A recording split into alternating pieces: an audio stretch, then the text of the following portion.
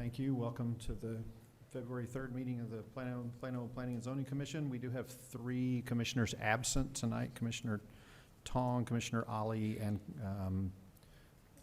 Commissioner Bronski are all out on for personal reasons.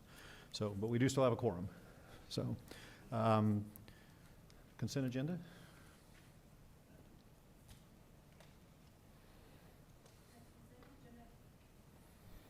The consent agenda will be acted upon in one motion and contains items that are routine and typically non-controversial. Items may be removed from this agenda for individual consideration by commissioners or staff. We do have a request to remove item I from the consent agenda. Are there any other items that the commission would like to remove? Commissioner Brunoff. I'd like to move that we approve the consent agenda as recommended by staff with the exception of item I. Commissioner Lingenfelter. I second that. Any comments on the motion? Please vote.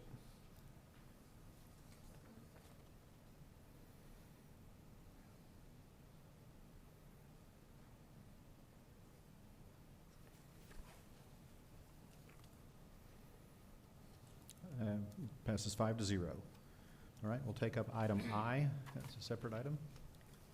Item I, preliminary site plan, Haggard Farm, Almanac Edition, Block A, lots 2 and 4, assembly hall, restaurant, retail, winery, and vehicle parking lot on 2 lots on 19.8 acres located on the north side of Pine Haven Drive, 2,220 feet west of Spring Creek Parkway. Zone Plan Development 51 Retail General Office. Applicants are Acres of Sunshine Ltd. and AOS Land LLC. This item's for administrative consideration. Good evening, Commissioners. Donna Sepulvedo, Lead Planner with the Planning Department. The applicant is requesting to table this item due to some financing issues. I'm happy to answer any questions. Commissioners, any questions for staff? Do we have any speakers registered on this item?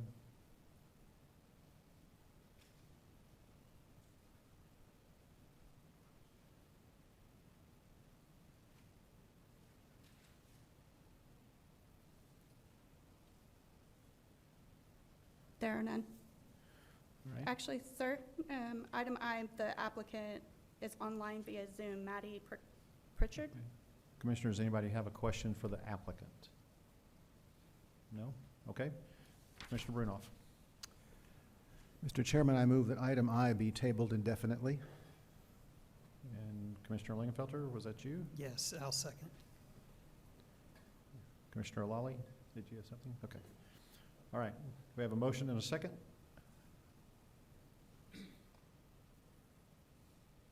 Please vote.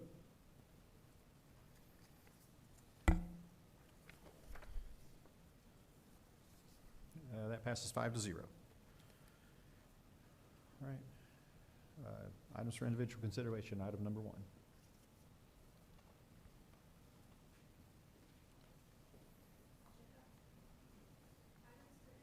Consideration. Public hearing items. Unless instructed otherwise by the chair, speakers will be called in the order registrations are received. Applicants are limited to a total of 15 minutes of presentation time with a 5-minute rebuttal if needed. Remaining speakers are limited to 30 total minutes of testimony time with 3 minutes assigned per speaker. The presiding officer may modify these times as deemed necessary. Administrative consideration items must be approved if they meet city development regulations. Legislative consideration items are more discretionary except as constrained by legal considerations. Agenda item number 1 is a public hearing for a preliminary replat for Park Boulevard Estates West School Site number 2, Block A, Lot 1R. Public school on 1 lot on 64.7 acres located at the northeast corner of Independence Parkway and Park Boulevard. Zone single family residence 9. Applicant is Plano Independent School District. This item was tabled on January 21st, 2025 and is for administrative consideration. Good evening, Commissioners. My name is John Kim, planner with the Planning Department. Plano TV, can we get the slides to the right slide? In the meantime, the item is recommended for approval, subject to additions and or alterations to the engineering plans as required by the Engineering Department. I'm available for any questions. Commissioners, any questions for staff? Not seeing any. I'll open the public hearing. Do we have any registered speakers on this item? All right, I'll close the public hearing. Thank you. Commissioner Lingenfelter. I move that we approve this item number 1 as recommended by staff. Commissioner Bender. I second the motion. All right, we have a motion by Commissioner Lingenfelter, seconded by Commissioner Bender.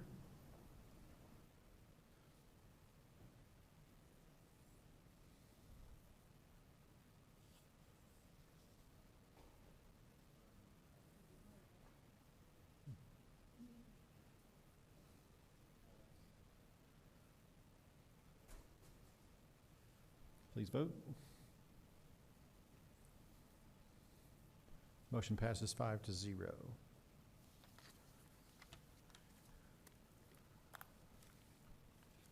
Agenda item number 2 is a public hearing for a preliminary replat for Park Boulevard Estates West School Site Number 2, Block A, Lot 2R, public school in one lot on 11.9 acres located at the southeast corner of Independence Parkway and Park Haven Drive.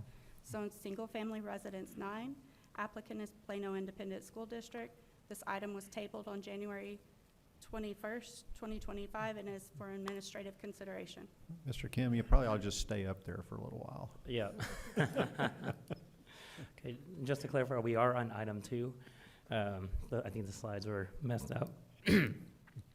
This item is recommended for approval, subject to additions and or alterations to the engineering plans as required by the engineering department, and approval of revised site plan RSP 2024-063, and approval of revised landscape plan RLP 2024-045. I'm available for questions.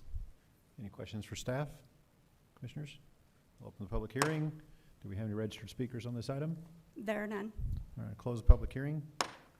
Commissioners? Commissioner Lally. I'll move to approve agenda item number 2 All right. as presented. Yeah. As recommended by staff? As recommended by staff. Okay. Commissioner Bender? I second the motion. All right, any other discussion? Please vote. Motion passes 5-0.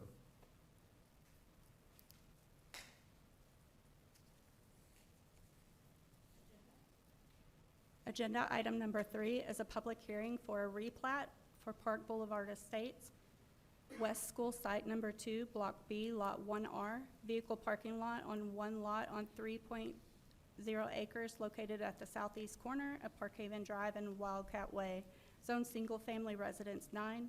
The applicant is Plano Independent School District. This item was tabled on January 21st, 2025, and is for administrative consideration. Thank you. Mr. Kim? The item is recommended for approval as submitted. I'm Commissioners, available for questions. Commissioners, any questions for staff? Nobody? Okay, I'll open the public Thank hearing. Do we have any registered speakers on this item? There are no speakers. Okay, thank you. I'll close the public hearing. Commissioner Lingenfelter? I move that we approve item number 3 as recommended by staff. Commissioner Bender? I second the motion.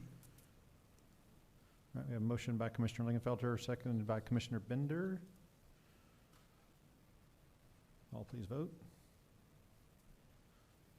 Motion passes 5-0. Christy, I've been watching auctioneers on TV, so I'm hoping you're keep up. Would you like me to read 4A and B Yes, together? read 4A and 4B together, please. Agenda item number 4A is a zoning case 2024-020, a request to amend Plan Development 71 Regional Commercial to include development standards for single-family residents and modified standards for phasing, open space, and other related standards on 89.1 acres located on the west side of the Dallas North Tollway, 305 feet north of Park Boulevard, located within located within the Dallas North Tollway Overlay District with specific use permit number 570 for automobile leasing and renting. This item was tabled on November 4th, 2024, December 6th, 2024, and January 6, 2025.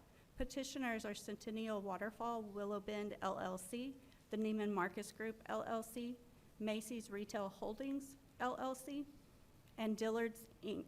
This item is for legislative consideration. Agenda items number 4B is a revised concept plan for the shops at Willow Bend, Block 1, lots 1R, 3, 5, 6R, 1X through 3X, and 13 through 77. Regional Mall, retail, professional general administrative office, 8 multifamily residence units, 907 mid-rise residential units, 50 single-family residence attached units, open space, hotel, and vehicle parking lot on 72 lots on 76.2 acres located on the west side of the Dallas North Tollway, 305 feet north of Park Boulevard. Zone Plan Development 71, Regional Commercial with specific use permit number 570 for automobile leasing, renting, and located within the Dallas North Tollway Overlay District. Applicants Centennial Waterfall Willow Bend LLC, the Neiman Marcus Group LLC, Macy's Retail Holdings LLC, and Dillard's Inc. This item is for administrative consideration pending item number 4A. Thank you very much. Good evening, Commission. Molly Coriel, Senior Planner with the Planning Department, and the purpose of this item is to consider an amendment to PD 71 in order to modify development standards and add additional allowed uses. The subject property is the existing Willow Bend Mall, which was rezoned to a planned development district in February 2024 to allow for a mixed-use development with 965 residential units, a hotel, additional retail, and office space. The applicant is now requesting to amend the planned development to modify standards related to phasing and open space, as well as add single-family residences as part of the total number of allowed residential units. Here is the associated zoning exhibit, as well as the associated revised open space plan, which will be adopted as part of the planned development if approved.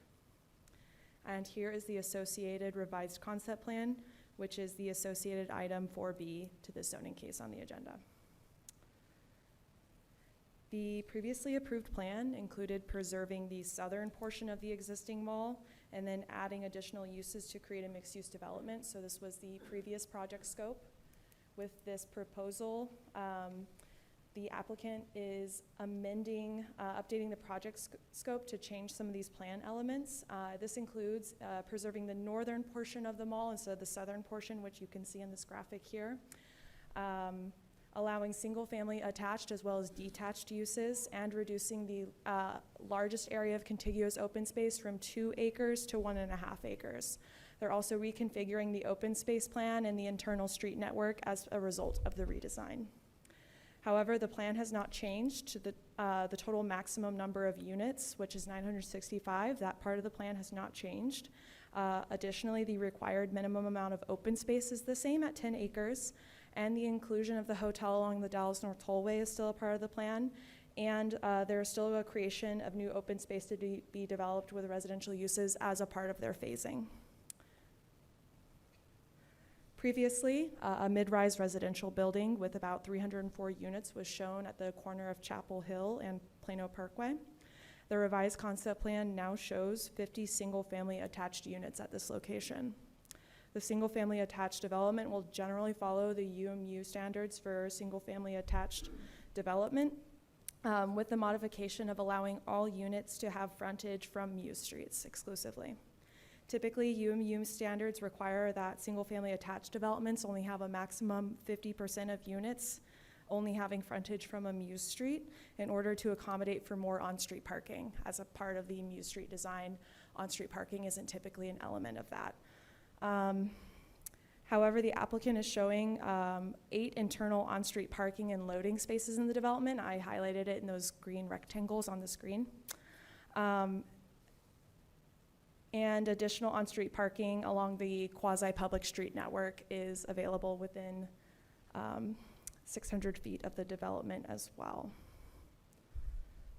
It's not shown on the revised concept plan. However, the Applicant is also proposing adding single-family detached as an allowed use in the PD.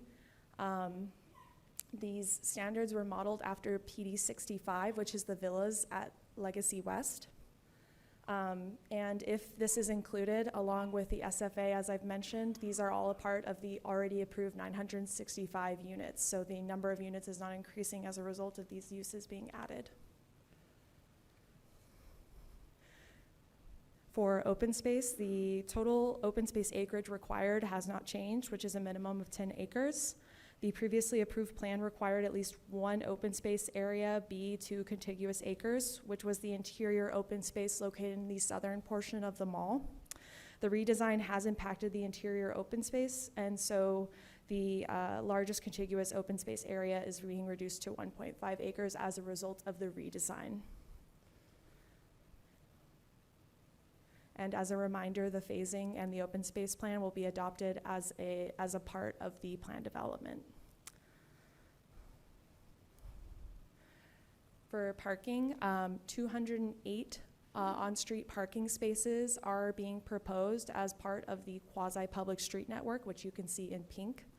Additionally, the PD includes stipulations requiring that only on-street parking, these 208 spaces, the only use that they can be dedicated to is single-family uses, so that parking can't be credited to any other use to meet their parking ratios. Additionally, there is a stipulation that requires that visitor parking has to be within 600 feet of a unit. The required parking ratio for single-family is 2.25 spaces per unit, so for every 4 units, that's 1 visitor parking space.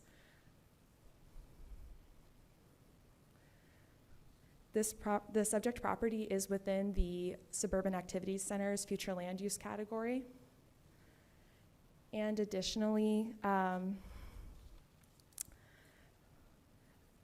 because the proposed development is getting closer to meeting the recommendations of the Suburban Activities Center's category based on the currently adopted PD and open space plan, it is meeting or partially meeting all related comprehensive plan policies.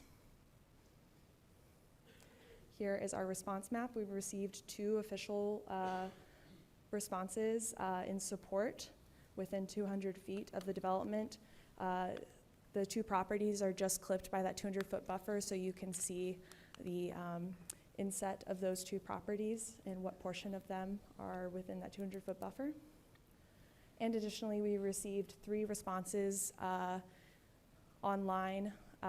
1 response online along with that, those 2 official responses, so 3 responses in favor, and we also received 10 other letters and emails which are unofficial responses.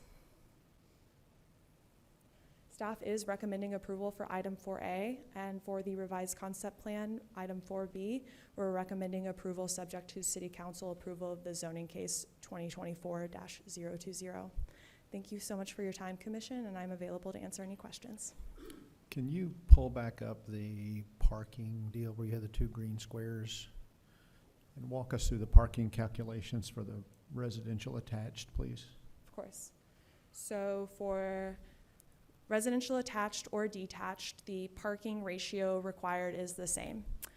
And that is 2.25 spaces per unit. So that's 2 garage spaces, which is typical. And then 1 visitor space per 4 units. So in order to be able to meet that, all of the parking spaces that can be dedicated to that use via a site plan submittal, they have to be within at least 600 feet of that unit. So that means that if there's on-street parking on the quasi-public street network that's outside that 600-foot boundary of a proposed development, if they were to include any sort of single-family detached, single-family attached developments in the future through a revised concept plan and a site plan submittal, we would have to find that those on-street parking spaces were available within that distance. And so is the 600 feet distance, is that in our zoning ordinance today, or is that just proposed in this PD? I believe, Mike? It's not in the ordinance, but I think it's in PD consistent in 60. other plan developments for mixed use. Yeah. It's in PD 65, for 600 example. foot, yes. Okay, so can you show me where those visitor parking spaces are? You had that site plan that had the 2 green squares on it? Yes, so that was the specific to the single-family That is, correct, that right development. there. Those are Right. 8 spaces right there, internal to the site. And then just south of that development, in front of the parking garage, there is additional on-street parking as proposed in that quasi-public street network. Because that parking can't be counted towards meeting the parking requirement for any other use besides single-family, that parking could be used to meet any parking requirement for that single-family attached development. Okay, and what do you know about the parking garage there with the big Zone B in the middle of it? Is that available as well? That would have to be answered by the applicant. I'm not sure how Okay. they're going to handle the parking garage. All right, those are my questions for now. I'm sure I'll have more. Just add, that single-family attached, the standard SFA district also has a 600-foot requirement. It is, SSA does. Okay. Thank you. All right, so commissioners' questions for staff. Commissioner Lingenfelter. Yes. We've got a letter from PISD, but it didn't really say yay, nay, or anything like that. It just kind of gave us numbers. And it does look like Brinker and Renner might be pushing the limits with 900 and something residents being added to the area. Did they, during your conversations with PISD, did they show any concern with their elementary school and middle school? No, they did not. Okay. Commissioner Brunoff. Thank you, Mr. Chairman. When I drove by the property over the weekend, there was a big crowd outside of Macy's and lots of signs on the entranceway indicating that everything in the store was for sale. Is Macy's closing? I believe that is correct. The applicant can Okay. answer that question as well. So in this plan, what would happen to the Macy's building? So as a part of the revised concept plan, the southern portion of the mall, including the Macy's, is going to be demolished. The northern portion, basically from Neiman's up towards Dillard's, that portion of the mall is remaining, but I believe the applicant can get in some more specifics if you would like that. Okay. Also, what would happen to Crate and Barrel under this proposal? No change? No Okay. change according to the applicant. Thank you. Okay. And this is a question possibly for Mr. Bell. I'm thinking back to when we considered the Collin Creek Mall specifically. They came to us with proposals for different design features for the different areas of the residential portion of that development, and they were very creative and different and attractive. Can we expect to have something presented to us with respect to the single-family attached here? No, so Collin Creek has what we call a pattern book. I think that's the document you're referencing. Yeah. That is part of their urban mixed-use design requirements, so that's not required here. Okay. Now, the reason I say that is, I mean, I recognize that this is a moribund property and, something needs to be done to it, and the staff has assessed that this plan comes closer to meeting the requirements of the Suburban Activity Center future land use map than the existing plan does. But with respect to the single-family attached, I'm looking at it, and I see a bunch of parallel buildings with narrow mews between them. And I've seen a similar arrangement in another project that created something of a canyon effect, and I was hoping for something that might spruce it up a bit, No, a few years back, the legislature passed some laws about what cities can regulate in terms of architectural materials, and so the city has taken the approach that those architectural regulations are beyond the purview of the city unless they're voluntarily requested by the property owner. Okay. I may speak to the applicant about that. Okay, thank you. All right, Commissioner Lawley. I have a couple of questions. So do we have an idea where's the closest school to this, development? Elementary school? Is there like a distance that, I do not have a distance top of mind. But is to there the like closest a school. regulated like distance from, any residential development, like to elementary school or middle school at least? That question's better suited for PISD, I believe, but No, there's no standard distance. Okay.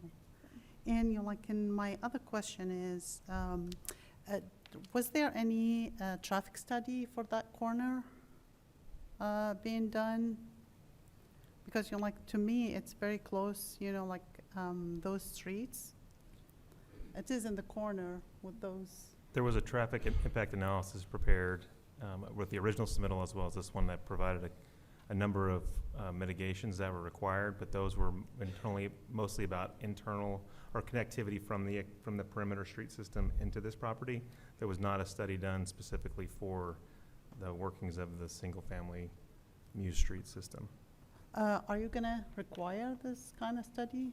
It's Just- typically not required for this small-scale development. The traffic impact is more so about how does this development impact the city's street system around it, not the internal street system. No, the entrance. Thank you. Any other questions for staff? None? Okay, I'll open the public hearing. I believe the applicant is here if they have a presentation.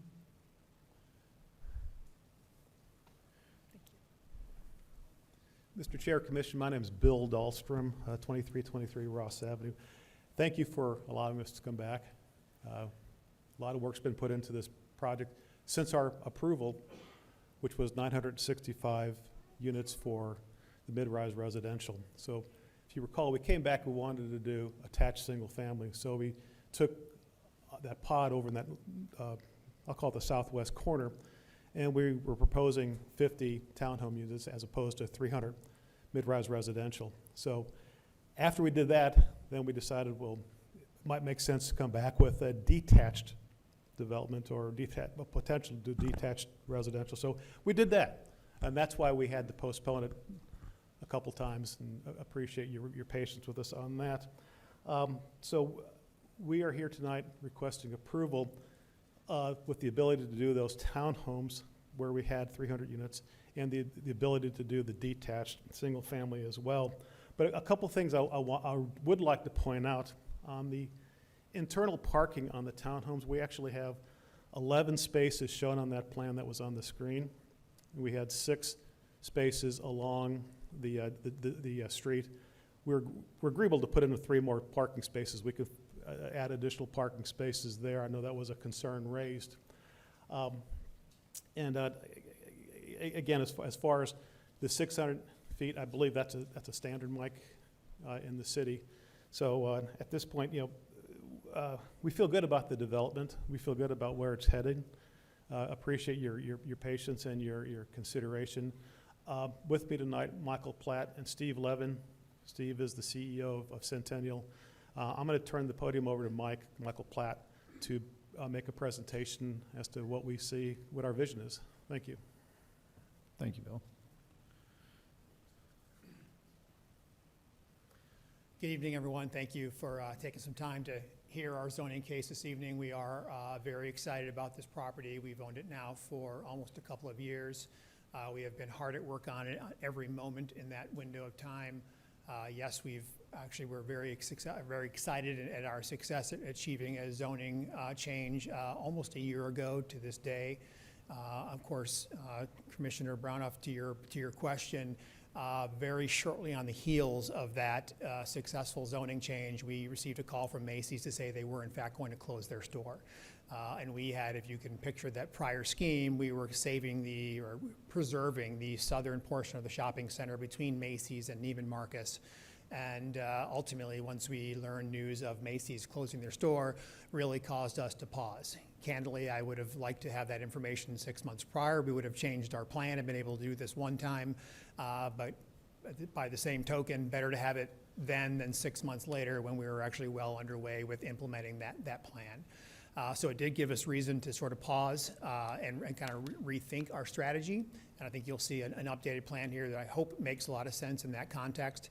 And then through the series of a number of conversations that both our CEO, Stephen, and myself have had really learning about the market. And I think what we said last time here, and is still true today, we are very market-driven. We are really trying to not force something through here that Stephen wants or that I want, but what is right for this community, what is right for this market, what is right for this time and this place. And so, for us, while I love pretty pictures like the one you see on the screen today, they're really worth just about the paper they're printed on. We want to see something really happen here at this asset. The asset deserves it, the community deserves it, and we need to be able to put something on that page and come through this commission and ultimately through City Council that we believe in and that we can execute upon, and I think that's what we're here trying to do tonight. So if I could just for a minute, you can see I will go through this very quickly, and I apologize for those of you who have heard a little bit of this spiel the last time around. I know there are a couple of new members, so I'll go quickly. But we've got a really best-in-class team, really a great platform that we're very proud of within Centennial. Just lost my screen, but okay. This is really, while it's probably the least dynamic slide, it actually has a lot of meat to it. So if you would indulge me for just 90 seconds, I'll walk through this slide. It really speaks to yesterday's suburban mall, which candidly is what the Shops at Willow Bend is, and really what we think of as a dynamic mixed-use destination of the future, and really what's caused that to really change. As you can see there on the upper left, Project Anchors, that's a big part of the reason why we're here tonight, right? We had 3. Originally, the site had 5, if you recall a day back to when Saks Fifth Avenue and Lord & Taylor were on site as well. Those 2 anchors have long since closed, and with the pending closure of Macy's here in just a short little while, we really need to kind of reimagine what this asset needs to be, and it's not as anchor-centric and anchor-reliant. The only thing on this slide that doesn't change is the size of the parcel, right? We're not needing to annex more real estate or giving any back. We just need to redeploy that real estate in a way that is more relevant and more appropriate for today's consumer, today's retailer, and honestly for the Plano community at large. Again, I won't read through all this, but spending preferences changed very much. Obviously, malls of yesteryear were built to really house soft goods, accessories, with a little bit of food. Today, that ratio is flipped dramatically, and it's much more about food and beverage, experiential entertainment, some retail, accessories, but really the split has changed dramatically. And also, the most successful shopping centers around the country are what we call mixed use, right? They really layer in uses that aren't just a pure play retail like Willow Bend has been for its 20 plus years of existence, and really layering in a resident who's there to really bring life to the center in sort of those non-shopping hours, an office environment that brings a worker there 3, 4, hopefully 5 times a week, really feeding the gyms that we have on site, the restaurants, the retailers, et cetera. And then bringing in obviously hotels and other uses that really complement one another. It's not about uses that compete with one another, but really things that are synergistic and complementary. I mentioned the change in the split in terms of accessories versus dining entertainment. You can see on that slide under merchandising, it has truly flipped, and quite frankly, we're even seeing some that are even higher than that in terms of dining and entertainment. And lastly, you see a dramatic change in the amount of square footage. That's a product of a number of things, consolidations, retailers realizing that they don't need 17 outlets in a market, they can get away with 4 or 6. And really just a refocusing of those efforts in terms of their real estate. So the need for, in this case, 1.5 million square feet is really difficult. And for those of you, Commissioner Brown, who was there earlier or over the weekend, you can see this mall is obviously a challenge to tenant. We have no shortage of leasing meetings around our company and really speak to what we see as the right vision, the right traction for the leasing. And really, if there's any one consistent theme, it's less, right? We just need less small shop real estate. So taking that real estate and redeploying it in a way that is more relevant to today's consumer, to today's retailer, to today's Plano community, that's really the task that we have at hand. I won't go through this. We've got the great thing we do have about Willow Bend is it is a beautiful asset. I think Mr. Levin and I would both agree it's one of, if not the nicest asset we have in our portfolio today, just from a pure aesthetic standpoint. It is a beautiful, pretty mall. If it were a matter of just spending a few dollars and changing the floor and improving the lighting and enhancing the landscaping, we would have done that long ago. But really, that's not the path forward to success here, this asset, and to vibrance. It's really about redeploying that real estate. Even that said, we've got great retailers there. We're happy to have Neiman Marcus and Crate and Equinox and Dillard's and some great restaurateurs and NTPA, great retailers and great tenants on which we can build a new project. They form a great foundation, but unfortunately, as they stand today, not enough in their own right. So here's the shopping mall today. The 3 department stores that are currently trading. As we mentioned earlier, Macy's will soon be closing their doors. I'm happy to report that we are now the owners of that parcel. We were able to acquire that. That is part and parcel to our redevelopment efforts. We have seen around the country in these redevelopments where a third-party entity has come in and acquired a box like that. It becomes very challenging to deal with a new owner who, quite frankly, my term, no one else's, but ends up kind of being there for hold-up value. They tend to sort of extort a would-be developer and really try to make difficult a redevelopment.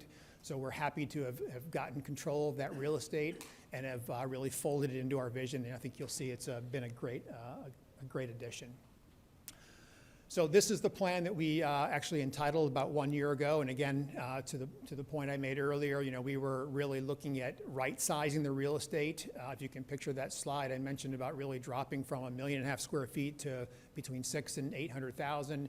We were taking the northern half of the shopping center between Neiman Marcus and Dillard's and redeploying that real estate and maintaining the southern portion of it.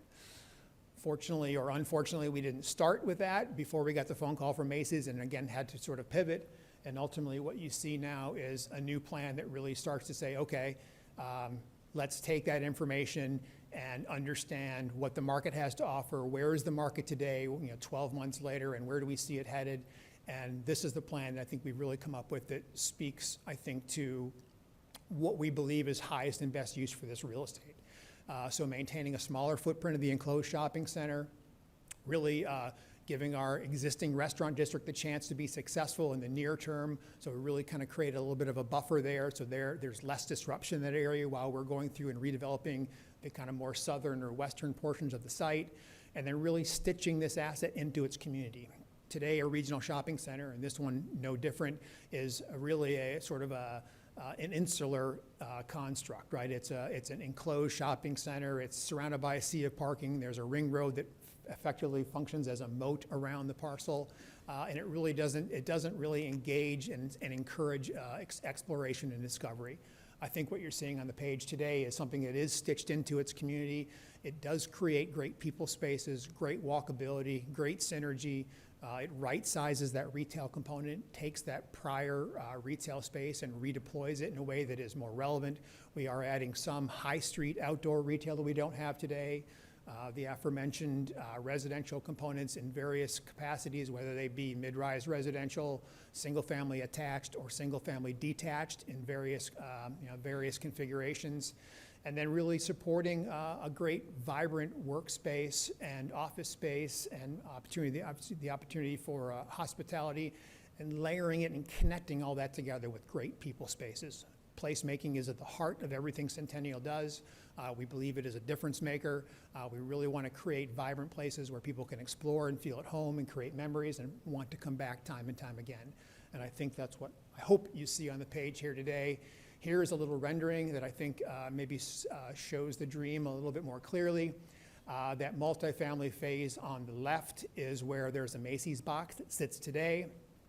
I can't remember, the commissioner asked a question about Crate and Barrel. You can see Crate and Barrel there front and center, along with a great retailer in Equinox, and the ability to add kind of one more kind of like-minded space as we align roads with the existing road network and bring in that new central green space that becomes really the heart of the 50-yard line of this property. This is a new green space. You see clearly there Neiman Marcus, a really key anchor for us. The new front door on the shopping center, the reduced footprint shopping center, a great opportunity for the kind of high street retail and those kind of outdoor cafes and people spaces, places for people to congregate, to shop, to exercise, to just relax, and hopefully enjoy themselves here in what we think is really great property.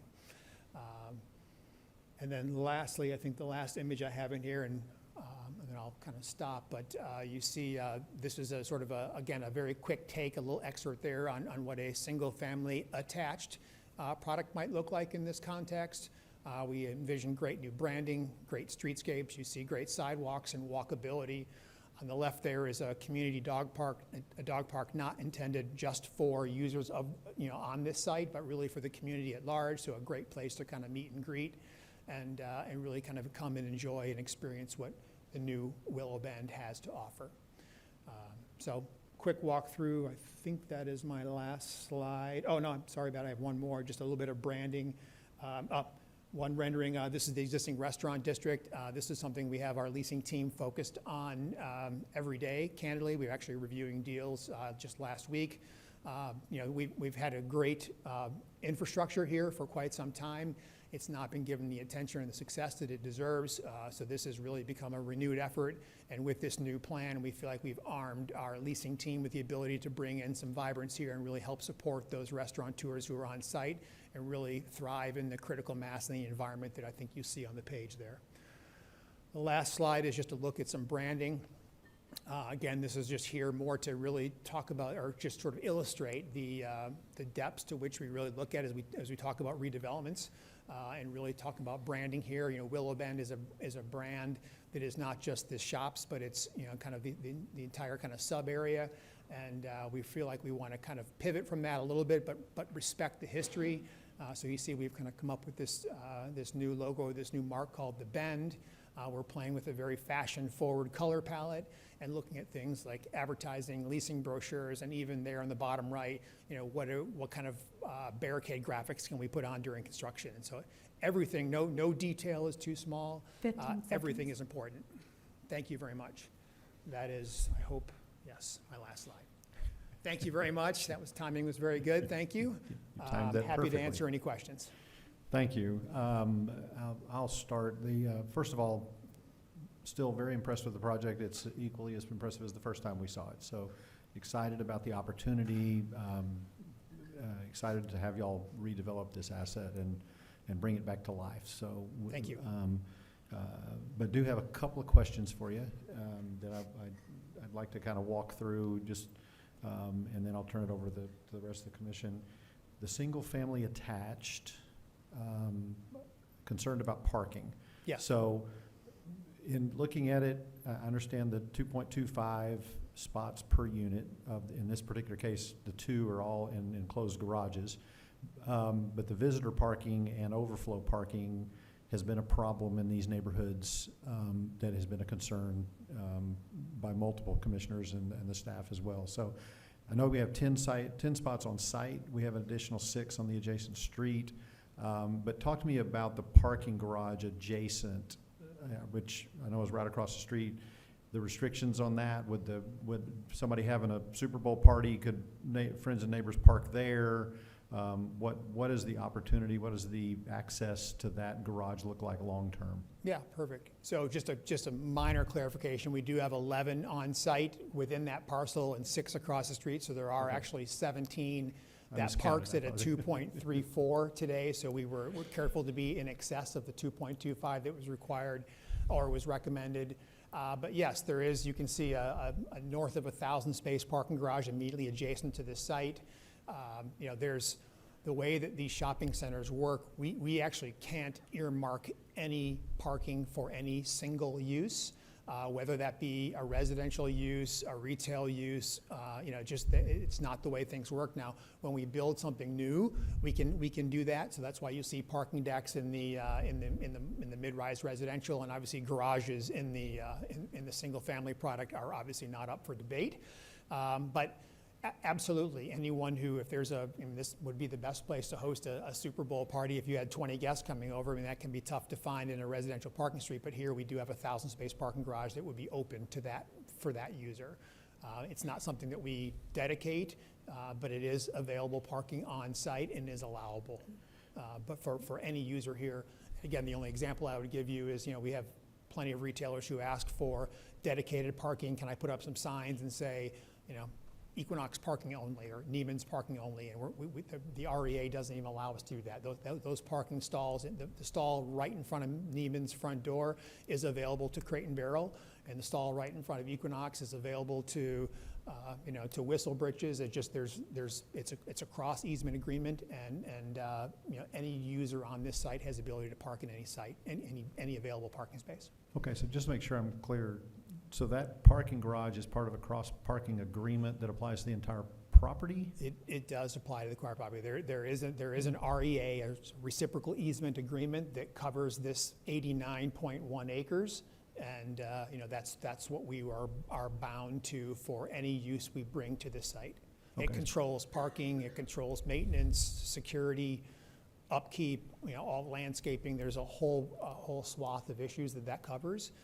And that's how we will maintain the green spaces, for instance. There's no, all those common area uses and spaces are clarified in terms of, their usability and who's there to maintain them within that document.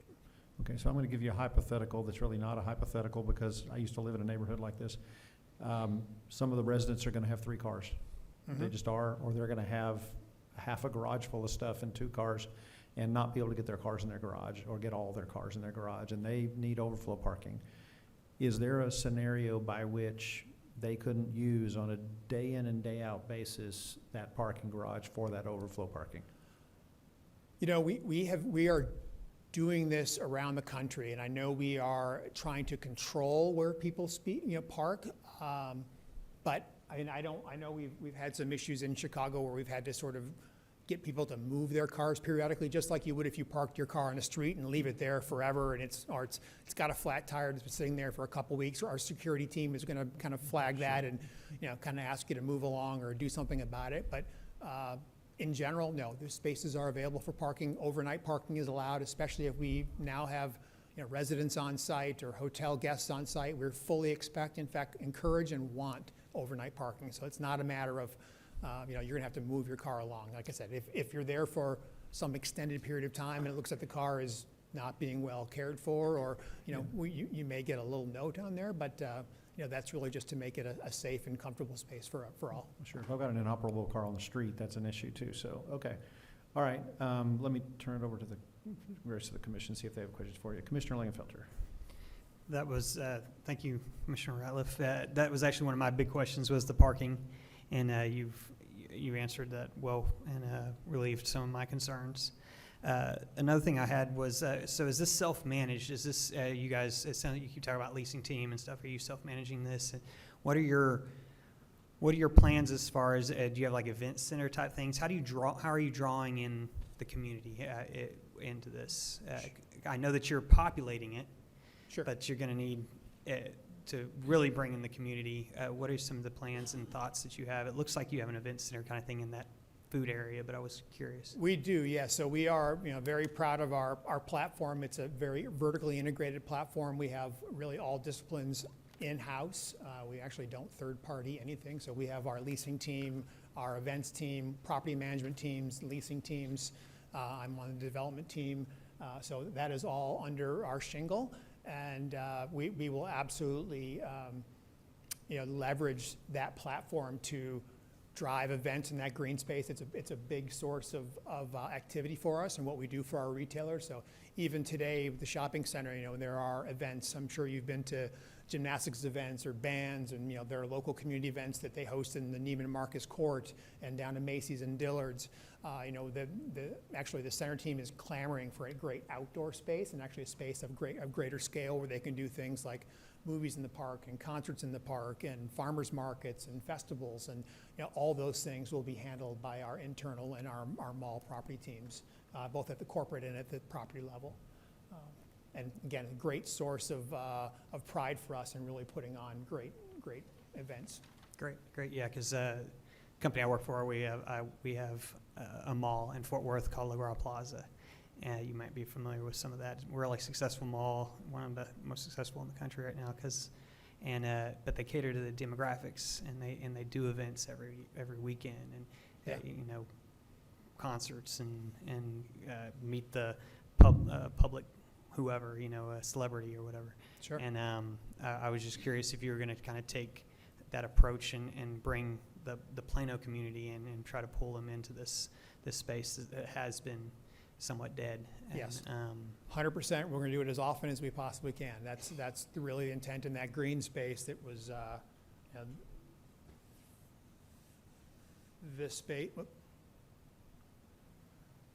This space will be a great venue for that, and you can see we even showed a kind of a reader board there on Neiman Marcus that will be offering, you know, opportunities for movies in the park, and there'll be no shortage of events in this space. I think we can't build this fast enough for our property and our events teams. That's good to hear. Commissioner Brunoff. Hang on, Did I? there you go. Okay, I'm sorry. Buttons, gee. Used to be so simple. When this case came to us a year ago, at that time, there was a request by a local children's theater group not to be moved out of the mall or not to have their space demolished around them. And you worked out an agreement with them, which we were happy to see. Is that agreement still in place with this new proposal? It is indeed. In fact, their space in this, that large space near Dillard's and near the parking deck, kind of on the north part of the site, is that space. And that space in this plan, I'm happy to report, remains intact. So we actually don't even have to disrupt their operations at all. They are business as usual and can enjoy seeing all the activity around them and hopefully the increased traffic and vibrancy that comes along with it. But they are unimpeded from their course of business for as long as they're willing to stay and be a part of our family. Okay, good. I mean, I recognize that this property, the original mall, is in need of major redevelopment, which your company is providing, and that's a good thing. The only comment I would make, and please take this only as a comment, okay? This is not something that I would think of putting in a motion because I'm advised that we can't. Not yet. Okay, so I won't. And it's not something that I'm raising to the level of a requirement, but it is perhaps a suggestion and a personal hope, okay? That with respect to the single-family attached portion of this project, it would be in the interest of your company, in the interest of the residents who live in those units, and in the interest of the property as a whole, that you put your designers to work making this as aesthetically as attractive as possible. And I will leave it there as a hope, and leave it to you to do what you think is best. But I hear you loud and clear, Yeah, and we okay. share the same hope. yeah, okay, thank you. That's all. Mr. Bender. Thank you, Chairman. First of all, thank you so much for all the hard work that you have put in, because our community needs this redevelopment. And we're excited about this redevelopment. And, you know, when you think about redevelopment in Plano, for some that have been around for a while, they're like, really, redevelopment? But that's the future. And when I think about redevelopment, especially with, you know, the Bend, right, that you're calling it, it's, I think about thoughtful redevelopment. And those of us here, you know, live in Plano, and we've lived here for a long time. So having lived in the villas at Legacy West for 6.5 years, I was the first to sign a contract there, so I have some experience living in a dense urban environment like that. And as the commissioner alluded to, there is what's on paper, and then there's reality. And reality is being able to get a fire truck down a street, an EMS unit down the street, close. What you find is the regulations have changed where there's going to be a fire line that's striped, which is great for enforcement. But what you find is residents park in the back of their garage parallel to the house, things like that. So as you talked, it's going to require quite a bit of policing. Because when those things occur, when you think about construction that's occurring and subcontractors parking large trucks and making large deliveries, it's impossible to get around a development like that. And so I would suggest as Commissioner Brunoff has said, that it is very difficult when you live in an environment like that where there could be need for, and there has been, right? EMS, fire trucks, things like that to get through.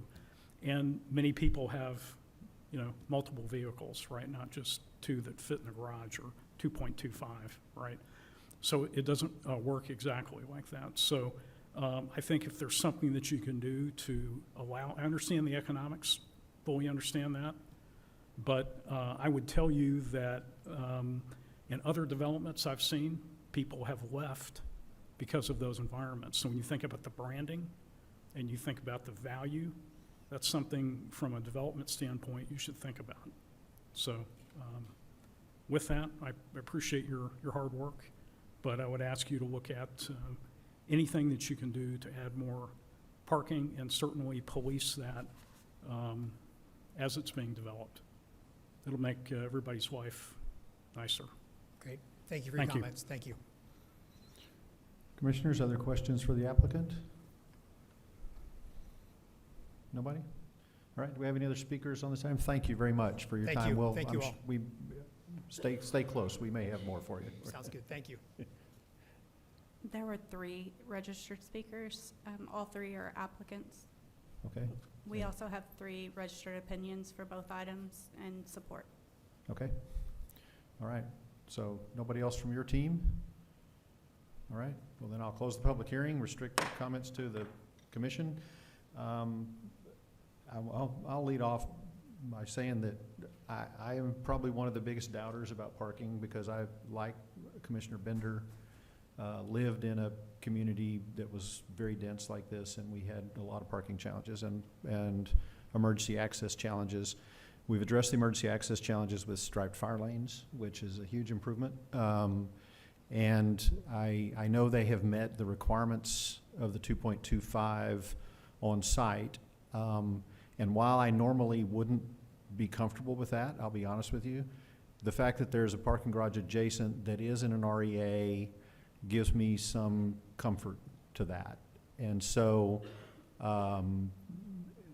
the challenge there is that that's not part of the zoning ordinance, but it is part of the site plan.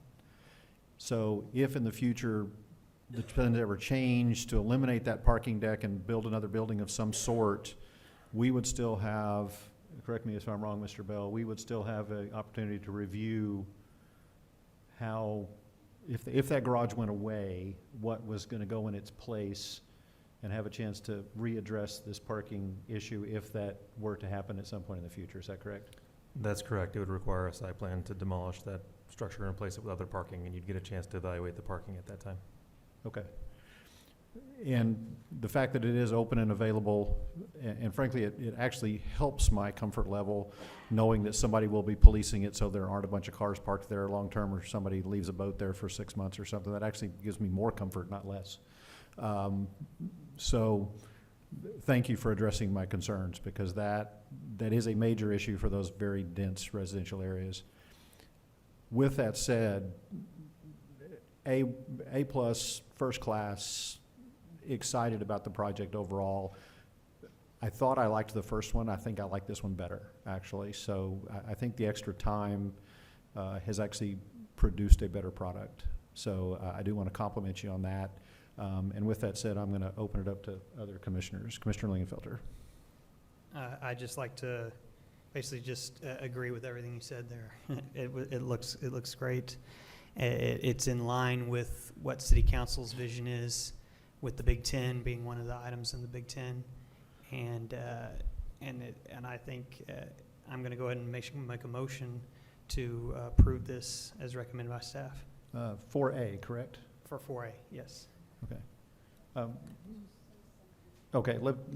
Or can I do it? Why don't you hang on just a second? I think we may have some other commissioners that want to make a comment. I'll come back to you to allow you to make the motion. Commissioner Alali. Well, I agree, and like the project looks very beautiful, the renderings and the vision for the space, and I think it was needed for this mall specifically, but I still, like have a reservation on the residential on that corner. I think it's, like the Muse ideas and, like the narrow streets and the density there. I like, I don't think it's very appropriate for this kind of site. So I Okay. just wanted to put my opinion out there. Thank you. Commissioners, other comments? Nobody? Okay. Commissioner Bender? Yeah, I just had a comment. You know, the developments like this today are really where things are going. And I think it's the, you know, we like to refer to it as live, work, and play close. And so I think that's very important. And I can tell you, despite the parking issues, living in a dense urban environment like that where you can walk to a Starbucks or walk to a restaurant, things like that are pretty convenient. You know, this development, even though it's being converted, you know, the schools are very close. The feeder pattern is very good, so very, very strong. So, you know, it's an incredible development. It's a lot of work. It takes years to get this done. So I can appreciate all the work and effort. And, you know, as you know, we have seen these before with this site, so over a period of time. So, you know, I as a resident, I would love to see this happen and move along. So thank you very much for your hard work. And I think the mixture of housing types is really important. And unfortunately, it's expensive land, right? So that's just the way it is. But thank you. All right. Commissioner Lingenfelter, back to you. All right, I make that same motion that we recommend approval for 4A as recommended by staff, unless I can do both. We're not doing them together, We need right? to do them one at a time. That's what I thought. Yeah. Commissioner Bender. I would second the motion. Right, any other discussion, commission? All right, please vote.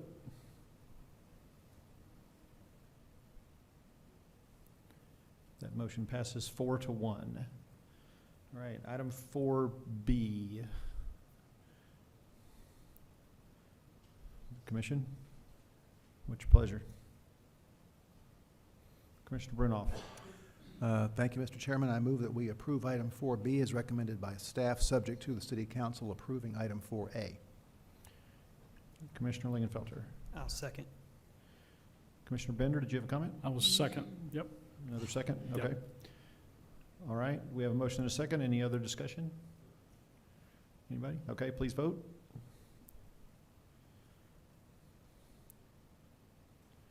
Motion passes 4-1. Thank you, gentlemen. We appreciate all your work on this. We're looking forward to the grand opening. Thank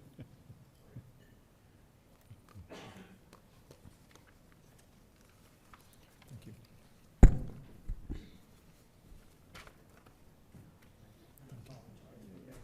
Oh, man, it's okay.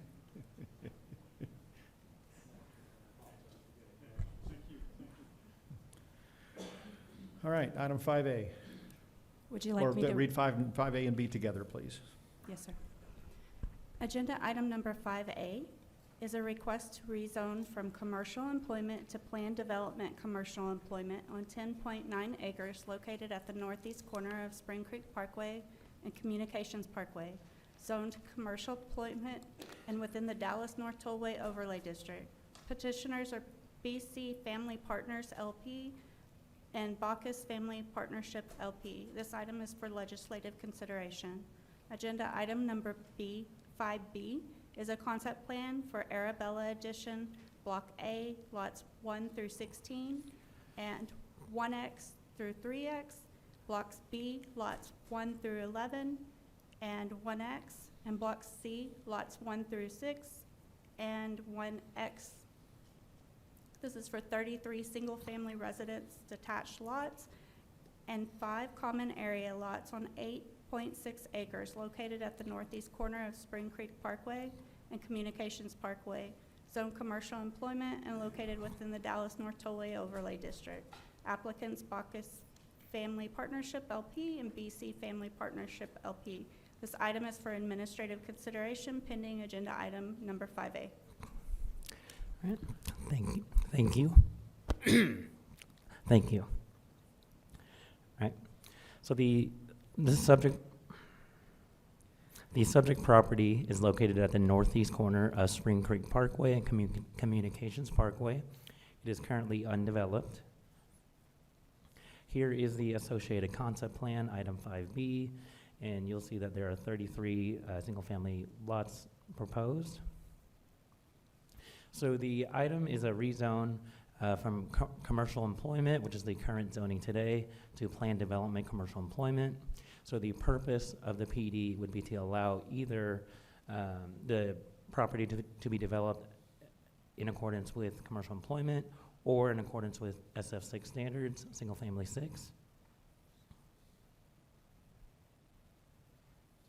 So the property is located in the Legacy business area and is adjacent to the Dallas North Tollway corridor.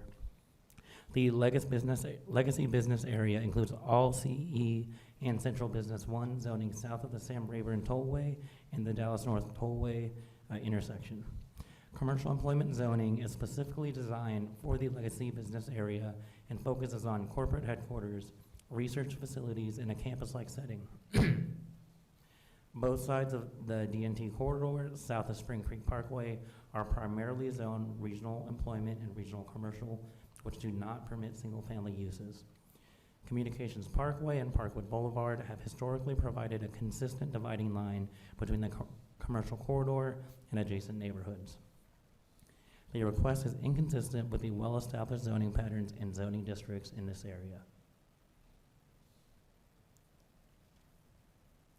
The subject property is located within the employment centers category of the future land use map.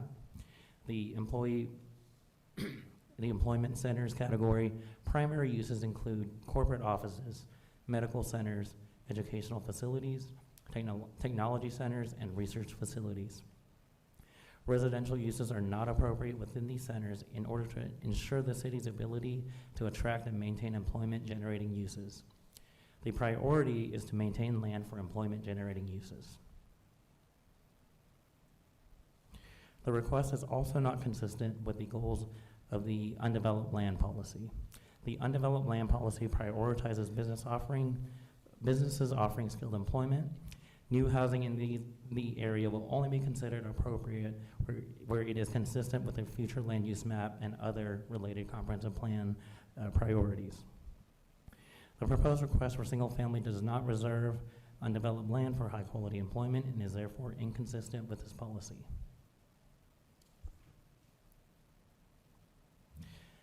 To the north of the subject property is a 4-story independent living facility that is nearing completion.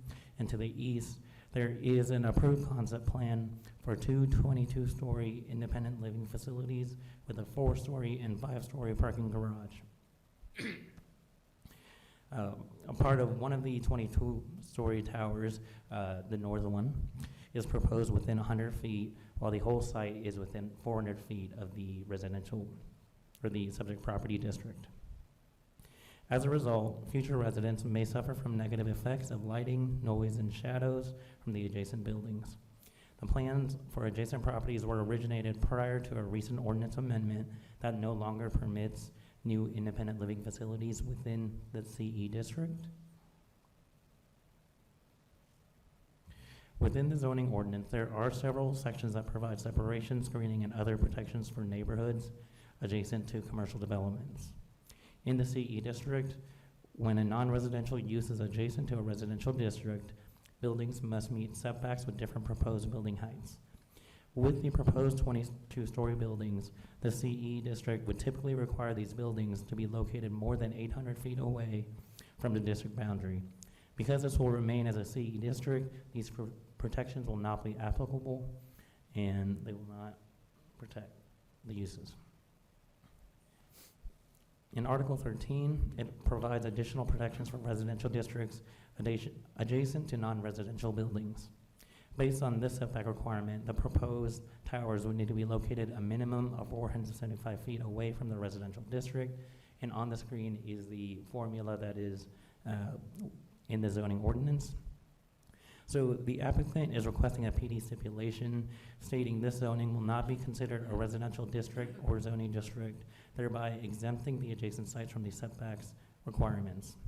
As a result of these exemptions, the single-family homes will not be provided the same protections typically afforded to other standard neighborhoods.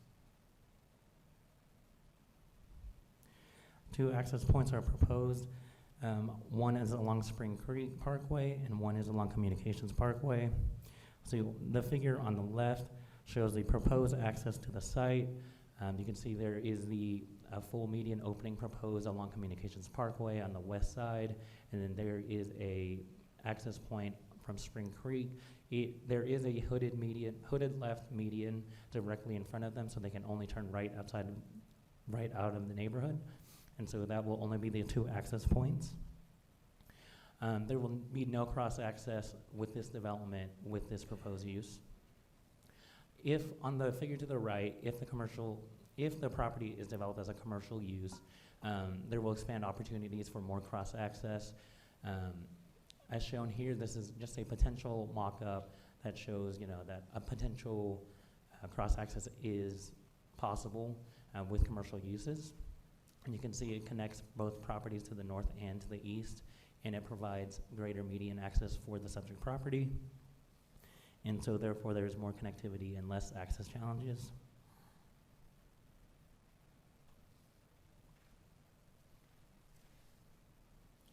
There are other elements to consider with this request.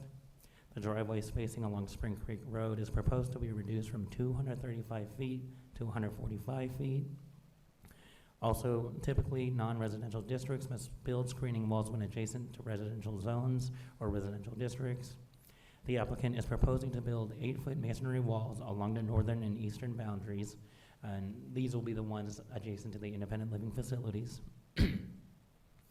And screening is also required along the thoroughfares and is proposed on the concept plan. There is also a request to not require a primary entrance in the subdivision as required by the subdivision ordinance.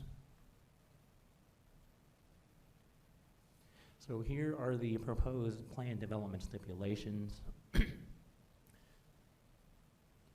so we can refer to them with questions. In essence, the purpose of the rezoning is to allow the building of residential lots in accordance with single-family 6 standards without changing the base zoning. This will not provide the protections typically seen for residential uses, and the purpose does not appear to be consistent with the purposes of planned developments. The request is inconsistent with the priorities of the comprehensive plan. We received 1 official letter that is shown neutral. And as of Friday at noon, we received a total of 3 responses. But since then, we have updated with 11 total responses received, including the official letter. 10 of them are in support, and they were included in the packet you received at the POM meeting.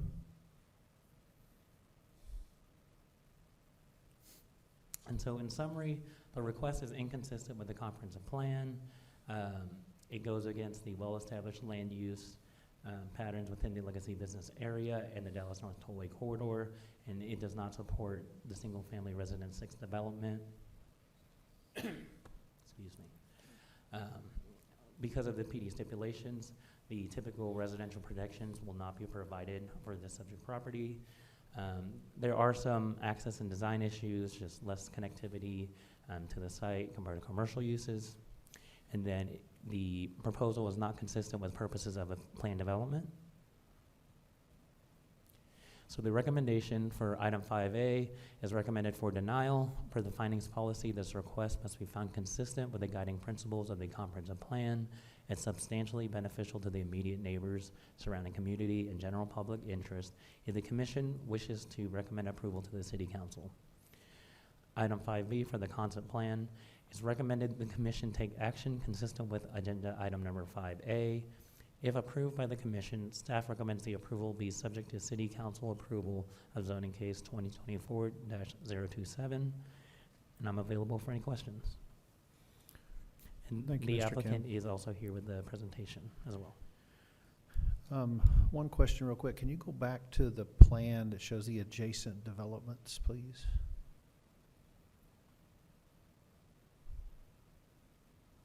I didn't write down your slide number. I apologize. There it is, right there. Do we know, or do we have any knowledge about what's happening west of communications? Has there been anything approved on the west side of communications there? Not at this time. And then south, is that all the Lexus property now? Have they finished building that out? So there's portions of undeveloped property down there. There is I think a school, there is an office, but there is also undeveloped portions. So it's still kind of mixed at that point. And anything pending there at this time, or anything that's in process? No, it's just undeveloped pads that have not yet come in for development. I think the Lexus is a little bit further to the east, closer to the tollway. Okay, I couldn't remember how far back it went, and I didn't get a chance to drive up there, so, okay. Commission, questions for the staff? Commissioner Langenfelter? So that school's that challenge school, or isn't that what that one's called, I think? Yeah, I don't remember the exact name, but I think believe that's what it so. was. But I've been going back and forth after going through this over the weekend, and I know you mentioned connectivity, but it does look like they could potentially connect up at north, right? Where I got that plan right there. It doesn't necessarily have to go through the site. They could actually connect that northwest, and then the east could connect where they do abut at the top, right? Is that because it looks like it's just parking lot? So there could be a potential connection, but it may be hard to transition from, because we need a street layout for this subject property for homes to be developed on. But then, and the other side is just a fire lane. So I think there may be some challenges connecting those two together. But Okay, and it sounds like the developer or the applicant is asking and taking on a lot of the costs of like the screening walls and a lot of the typical things that many times get thrown onto the adjoining properties. So that's a good thing. But correct. One of the things I was trying to figure out is I was trying to follow the thought pattern, what they're doing. How do we keep? It sounds like they're keeping it from being a restriction on the adjoining properties. What would carry a typical residential use.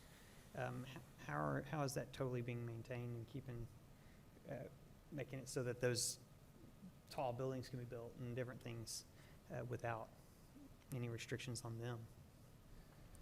Right, so there are two sets of setbacks. The base CE has based on residential zoning. Those would not apply here because the request is to maintain CE, so it would become a non-resident, it would maintain its non-residential zoning. Okay. The second set of setbacks is based on a residential district, which is use or zoning. In this case, those properties to the north is already being built, so they have rights. The property to the east has a concept plan, which they're vested in that plan. But if that expires or should something else happen and that not get built, then these setbacks would typically have applied in that case. Yeah, that's what I was worried about. That Right, with this zoning, they're saying, okay, we're gonna waive those requirements and say, well, this will not be considered residential district. Therefore, it doesn't affect the property to the east, should those plans expire. so they're just taking on the risks of the residents that they're building for, that they're going to have those problematic situations as neighbors then, that you wouldn't typically want next to a resident. Basically, right? The standards that we would typically afford to a residential neighborhood would not be applied in this case. Yeah. Commissioner Bender? Thank you, Chairman. Mr. Kim, the best that I can remember, you have Parkwood that runs parallel to the tollway on the east side, and then you have Communications that runs parallel to the tollway on the west side of the tollway. Correct. And best that I can remember, all the way from Willow Bend Mall all the way to 121, on the east side of Communications, there is no single-family housing. And same as on Parkwood. If you look at Parkwood, the best that I can recall, on the west side of Parkwood, there was no single-family housing. And, that's really meant from my question and my perspective is really about land use. Is this the right land use? So when you think about those buffers along the tollway, there is currently and hasn't historically been any development. Is that correct as far as you're concerned? Or is your Yes, that is correct. But I would like to add that there are some single-family units within mixed-use areas such as Legacy West that have different standards, that they're built in accordance with mixed-use standards, and so there's different development standards than a traditional single-family 6. Exactly, very different environment, Mhm. right. Thank you. Commissioners, any other questions for the staff? Nobody? All right, I'll open the public hearing. And we have a presentation from the applicant. You could introduce yourself.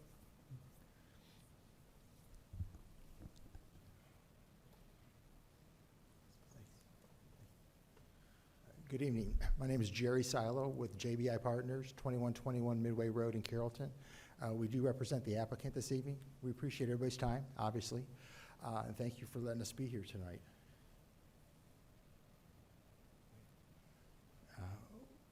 What we are proposing is a 33-lot neighborhood of single-family detached homes on about 8.5 acres at the northeast corner of Spring Creek Parkway and Communications Parkway. We are proposing the single-family 6 development standard, so that would be a 6,000 square foot lot minimum and a 55-foot wide lot minimum. These are all proposed for sale homes. They will all be front entry with a 2-car garage and a 2-car driveway. The houses will be set back per typical standard SF6 development standards.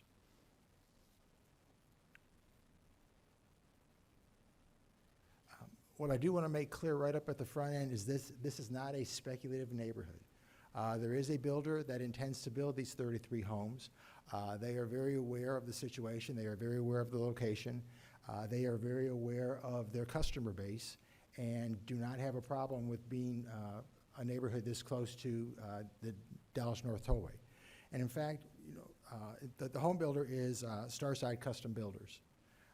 They build in the Preserve up in Frisco, which is the PGA complex, and they've also built homes in Normandy Estates, which is just to the west of here. They are proposing homes priced in the letter we provided to you, ballpark $2.5 million to $2.8 million for these homes. These are representative examples of what those homes would look like. Since they are on the SF6 lots, they would be considered the villa homes that they have. They have a much larger home product that they're building up in Frisco right now with the PGA facility. Just a few more examples of the homes that are being built. Some questions that always come up with this, and it was sort of interesting in the previous case that a lot of very similar items with respect to location, transition, things of that nature. Really what's happening across the market, and I think Plano has experienced a fair amount of it, Richardson's experienced it, there is not the fear from a lot of people to be closer to higher intensity development. With all of the growth in the Dallas-Fort Worth market, people coming in from other parts of the country, be it the East Coast, Boston, New York, be it the West Coast, Los Angeles, wherever, and the typical North Dallas pattern of suburbia segregated by office, which is then segregated by industrial, and all using 6-lane divider roads to separate us all, and highways. A lot of these folks, they don't need that. They don't want that. They want to be close proximity to the activity. They want to be close proximity to their office or to retail. I think as was mentioned in the previous case, being able to walk to the coffee shop in the morning versus having to get in your car and drive there. That's what this market is. That's what the people that would be interested in buying these homes, that's that demographic. They're not afraid of the height. They're not afraid of the retail. They're not afraid of the multifamily. And that shows up in a number of places throughout the Metroplex. The villas at Legacy West is a very obvious one. Townhomes on the Shops of Legacy on the east side of the tollway, exact same thing. The townhomes were fully integrated into the development. Down in Richardson, I don't know if you know the Palisades office development, which is basically Gallatin Parkway and 75.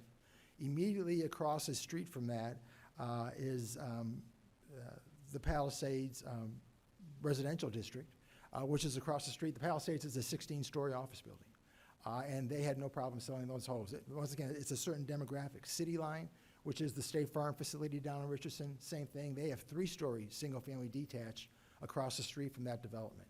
And that is just who they are, and they are not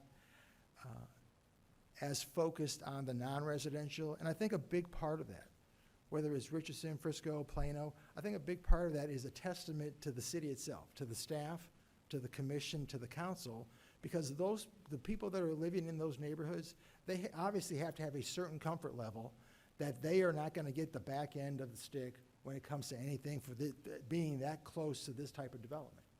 And you can see whether it's through Legacy, whether it's through Palisades or City Line, that quality exists. And so there is what potentially would have been fear. There is a lot less of that in the world today because of the quality that's being built in these cities.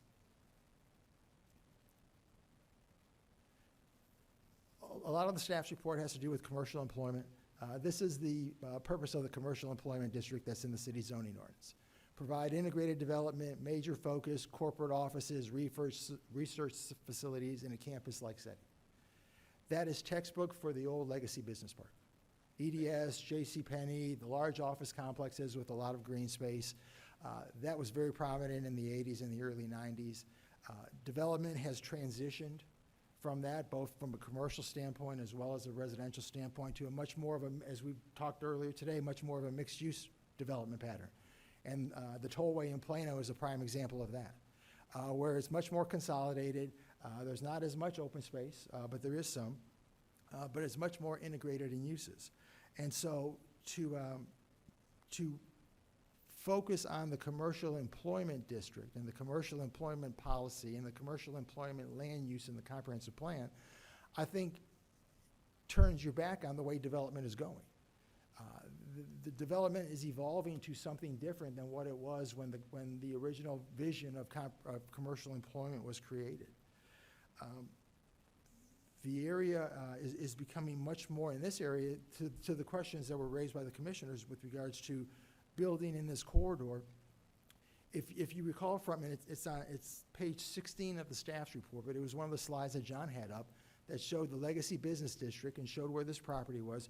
We were at the far south end of that district. Across the catty corridor, across the intersection on Spring Creek Parkway and Communications is the Wolf Creek neighborhood. The property is zoned apartments, but it's developed as single family. The property immediately to the south of us is zoned for regional employment. It's not commercial, it's primarily developed as office, or we heard as a school, much lower impact type uses. So the higher intensity uses are closer to the tollway, and the lower transition uses are going towards the west. The plaza at Spring Creek, as was mentioned, has a multifamily component. The independent living facility north of us, 4-story mid-rise apartments, because that's really what it is.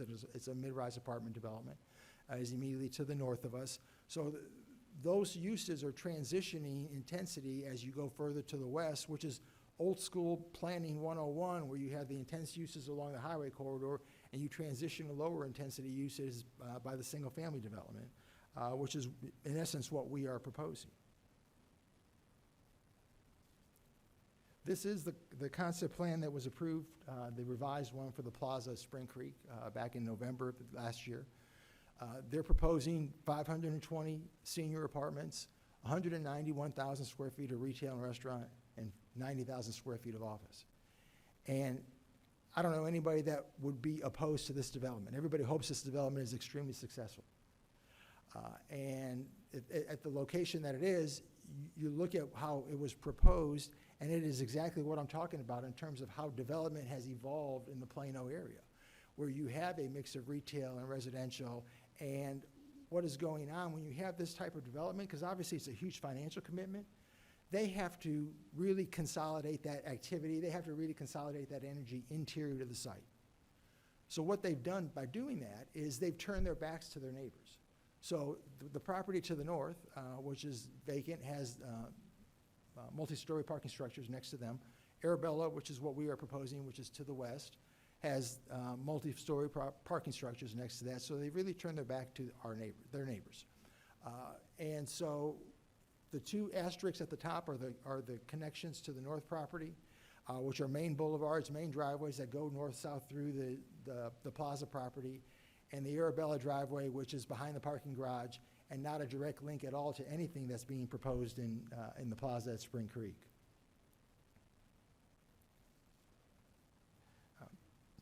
This is a little closer shot of that whole area with Arabella in there. As you can see, the driveway to the plaza, it's at the back end, behind the parking garage. It's not even lined up with the parking garage driveway. It's not lined up with the driveway that runs east-west just to the south. My opinion, that is a driveway that was required by the ordinance, that the applicant put in because he was required to put it in.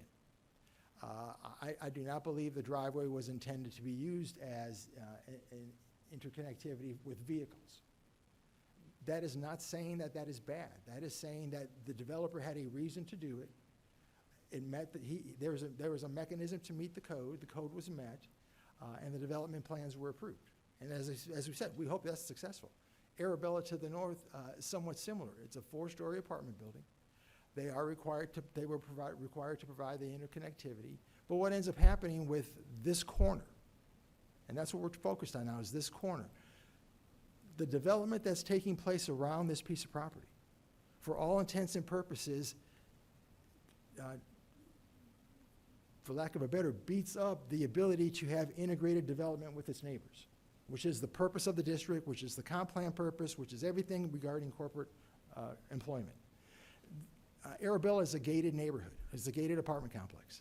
That driveway connects to Communications Parkway, and we are already proposing a street to Communications, to ballpark 250 feet south of that. That's not providing us any additional access.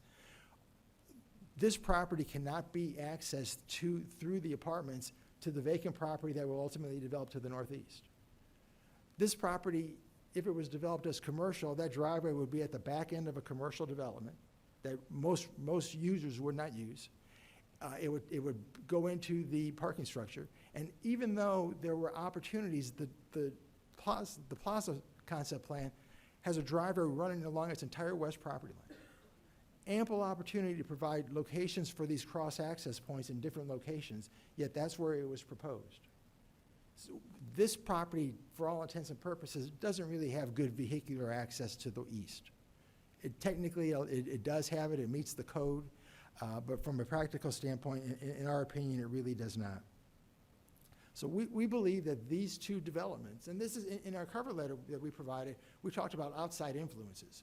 We believe these influences have impacted the ability to actually develop this property per what the zoning is or per what the comprehensive plan proposes for it.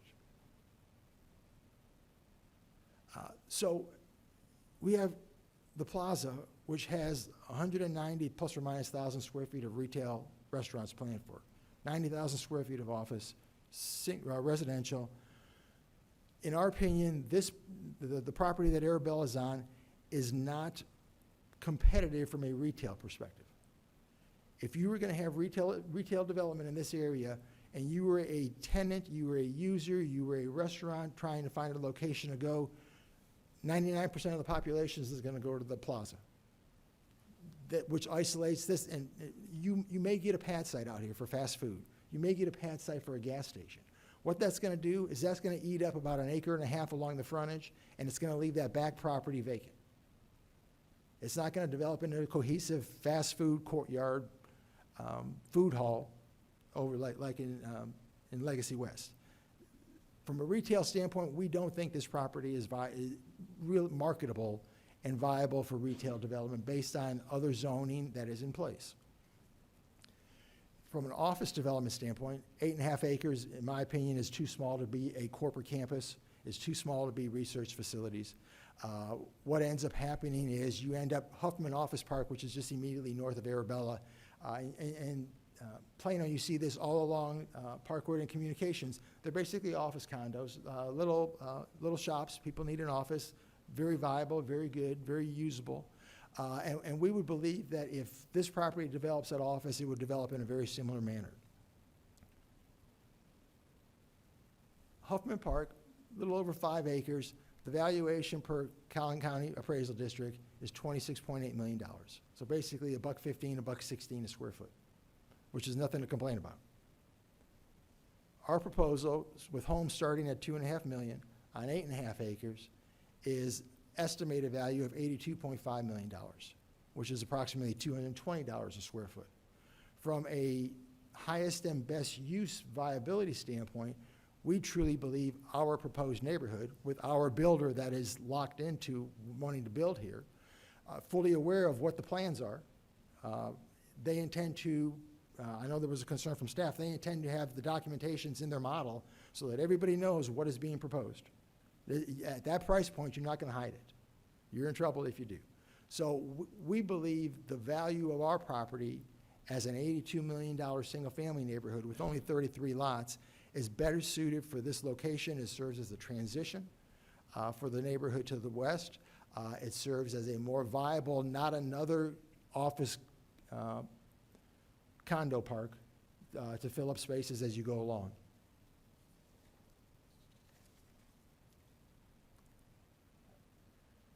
I put this slide up real quick you towards can- the end for a specific reason. If you can wrap it up a little bit, just wrap it up for us? Yes, sir. Thank Yeah, you. a little background.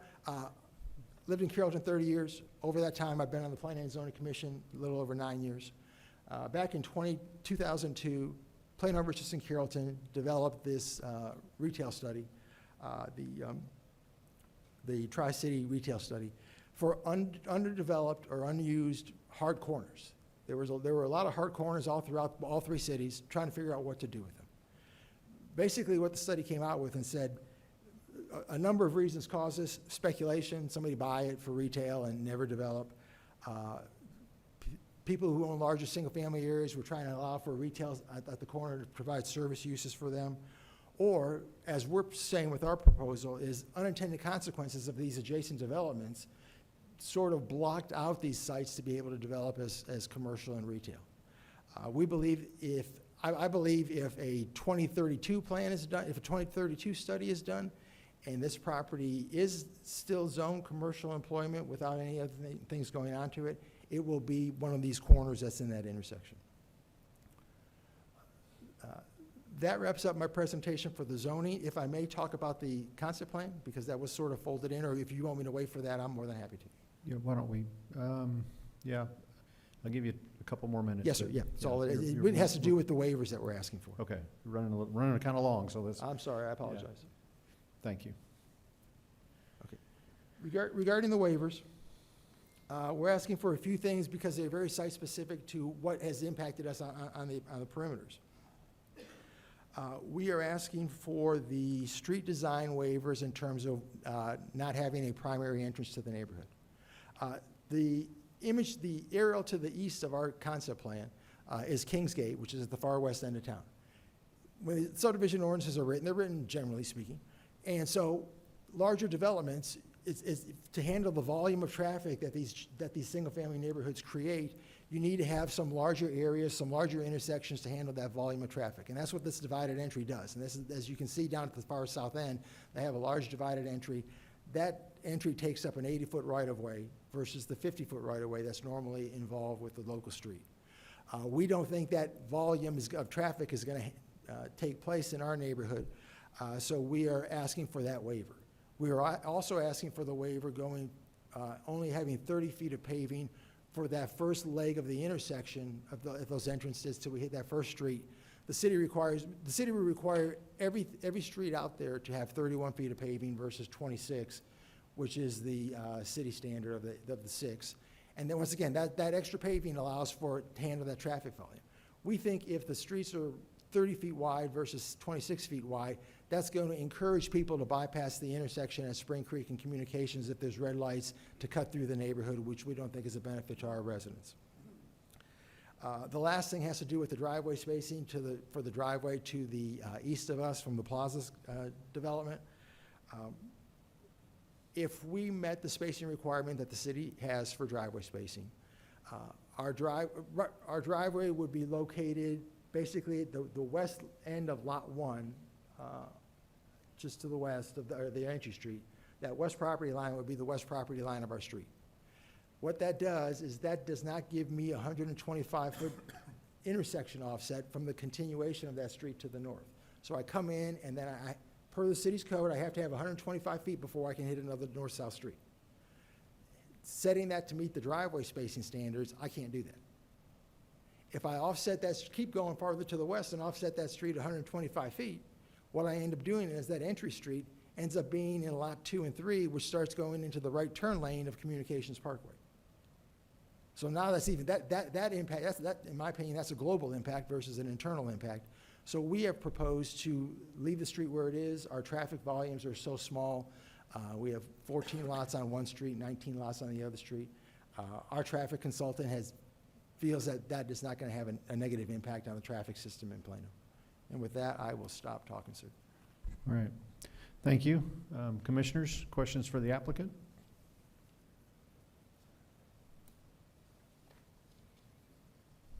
Commissioner Brunoff. Thank you. If, as you say, a commercial employment type of development would not be appropriate or viable in this space, why are you retaining commercial employment as the base zoning of your planned development? Thank you. Because while all intentions are good, everything is a risk, and our client has committed to the property owner to not to negatively impact the property if for some reason the deal busts.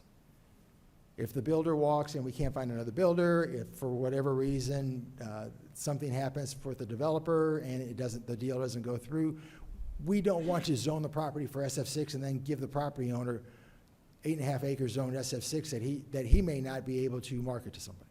So we felt this was the best way to minimize his exposure and still provide us the opportunity to do the neighborhood as we're proposing. Okay, but you understand we're asked to evaluate a proposal for homes, not a proposal for a commercial employment use. Yes, sir. We don't have a concept plan for any sort of commercial employment use in front of us. Correct, sir, because we believe that the single-family neighborhood is the best use for the property. And if what you're saying is true, that it's not viable, what would be the point of maintaining the commercial employment based zoning if you can't do it? I mean, Because that's what the property owner has on his property today. That is not our decision. The property owner currently owns the property, 8.5 acres. Because of Mariposa, because of the plaza, those developments, in our opinion, have impacted this property. The property owner still owns it. It's still zoned for CE. At this stage of the game, he does not have an option to develop it commercially, but nobody wants to give away their commercial zoning. well, I mean, on the one hand, you're keeping your options open for a commercial employment development. On the other hand, you're saying, can't do it. The other properties have impacted this property to the point that that's not really feasible. I can't resolve the conflict in my own mind. I'm sorry. You have a colleague there who wants to speak. Introduce yourself if you would, please. Yeah, I signed up to speak. Brian Robertson, I'm the developer, purchaser for the property with Robertson Companies, 5700 Granite Parkway here in Plano. Just to elaborate a couple things on what Mr. Silo said. So we do have the property owner here today. He owns a little over 60 acres around us. He has sold off some to the current owner of the plaza that currently has CE zoning. We worked with the surrounding property owners, including Mariposa, which we got support for our use given their 55 and older active adult community. We also have support from the seller because he intends to develop not only to the west, on the west side, but northeast of our site, which is due north of the plaza. We have an agreement that because our current property cannot be more than 2 stories, because we have existing zoning on the southwest corner, which is Wolf Creek Estates, that is one of the main reasons why he wants to sell this property off, but he wants to be intimately involved because it's a legacy, it's a family legacy.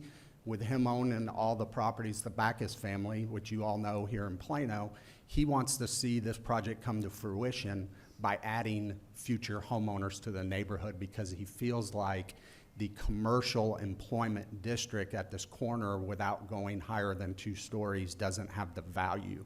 So we're paying for that value, hence the $2.5 to $2.8 million homes, and these are luxury homes. One other point I want to just correct since we're on the record, Starside had interest. Starside is a neighborhood next to here. We are mirroring their luxury villa, but Partners in Building is our builder, and he's actually here today to answer any questions. So I hope that answered some of the questions on why we're maintaining the CE zoning. If we rezone it or we call it a residential district, we're affecting the heights that are, the height restrictions that are in place based on that residential district or zoning. So we tried to come up with a solution with the surrounding property owners, and we feel like we've done that from a PD standpoint.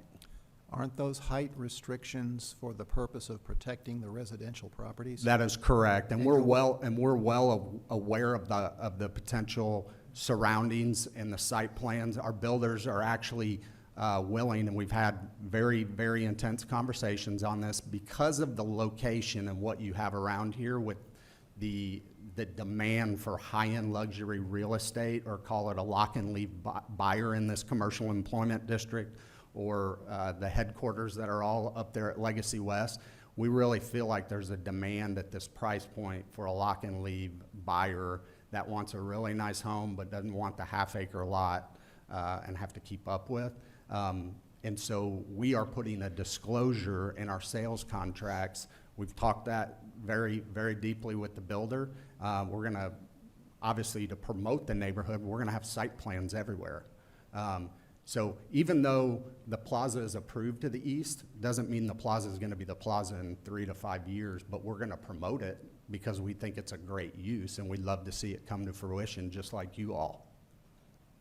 Okay, thank you. Any other questions? Commissioners, any other questions for the applicant?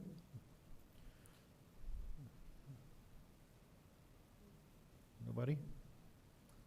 No other lights? Okay, I think we're good. Thank you very much. Do we have any other registered speakers on this item? The only other registered speakers are also applicants. Okay. Any other comments, applicants, since all y'all are registered? Just want to, before I close the public hearing, if you have anything to say. All right. My name is Mark Hesse, and I'm the attorney for the applicant. And I'm also a resident that lives right around the corner from this house in Normandy Estates. And the only thing I really want to say, and the one thing I'd like to stress is, I moved to Plano in 1984. I've been here over 40 years. I've watched this city grow, I've watched it develop, and I've watched how the housing has changed over the years. And I remember the first time I saw a housing development that developed in a neighborhood where there was a large water tower. I thought to myself, who in the world is going to buy homes that are that close to a water tower? And the reality of the situation is people find ways to adapt to what the surroundings are. And that's why I think something like this would be very successful, even though it strikes everybody as unusual that you would be right next to a 22-story office building or assisted living. But the reality of the situation, and people don't really care that much about that as much as they want to be close and they want to be around urban development, and that's really kind of what Plano has hit in some of these areas around the tollway. So that was the only thing that I wanted to say, and I wanted to make sure that I was on the record of being in support of this development. Thank you. Great, thank you very much. All right, with that, I'll close the public hearing. Reserve comments to the commission. Commissioner Brunoff? Thank you, Mr. Chairman. I suppose you could say that any proposed land use is potentially good if it's in the right place, not if it's not in the right place. I think this is a proposal for beautiful homes in the wrong place. The reason it's in the wrong place is that we have a comprehensive plan that was developed at great public effort, overcoming great public controversy over a long period of time by many people who combined their efforts to produce something that the public could agree on, that designated this part of the city, basically north of Spring Creek Parkway and between Communications Parkway to the west and Parkwood Boulevard on the east, with the future land use category of employment center, okay? With the zoning to reflect that being commercial employment, okay?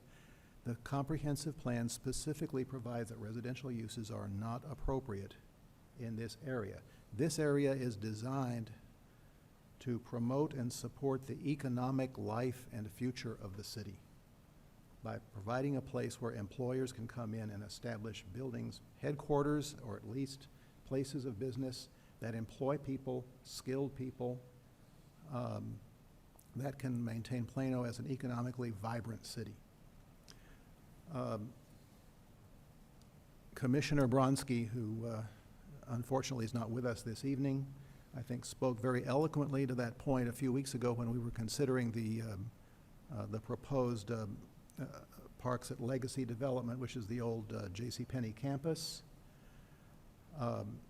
In my view, it is necessary for us to respect the comprehensive plan. What is proposed here is a major departure from the assumptions of the plan. This is not just a single, apartment complex that may increase the percentage of multifamily housing in the city from 21.2% to 21.4%. This is a major departure from the future land use map, which impacts directly on the potential for economic development by basically destroying the habitat which has been reserved for economic development. The buildings, the 22-story buildings which have been approved to the east, as the staff has pointed out, negatively impact these homes from the standpoint of noise, light, shadow, and what the staff didn't mention is privacy. You've got people as high as 22 stories up looking down on a residential area and people in their private homes. These are beautiful homes. I can't, viewed in isolation, these are beautiful homes. They're, $2.5 million homes. Located somewhere else, they would be an asset to the city. Not here. Not, in my opinion, not here. It has been pointed out, not only tonight, but in other cases before us, about, there's a need for an increased, housing development. I agree with that. Let me just respectfully submit that $2.5 million homes probably do not address the bulk of that need. So with that, I'm going to be against. Thank you. Commissioner Bender. Thank you, Chairman. Along with Commissioner Brunoff's comments, my thought is really about land use.